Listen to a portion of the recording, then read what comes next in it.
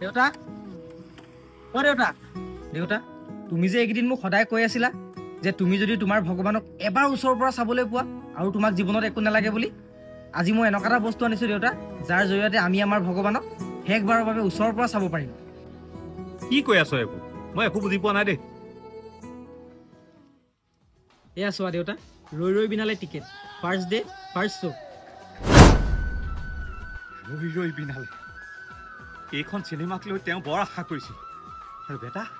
এইখন কেৱল এখন চিনেমা নহয় এইখন তেওঁ আমাক দি যোৱা শেষ উপহাৰ আৰু এইখন চিনেমা মই এবাৰ নহয় 2-3বাৰ চাম আৰু অসমৰ প্ৰত্যেকজন মানুহে এইখন চিনেমা চাব পাব লাগিব আৰু তেওঁ সেইটোৱে বিচাৰিছিল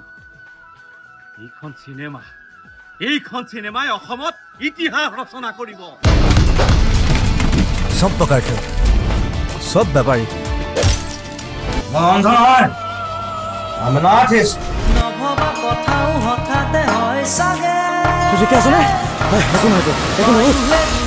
বুজি সালা হাৰ্ট থ্ৰব তই কি ৰৈ যাবি নেকি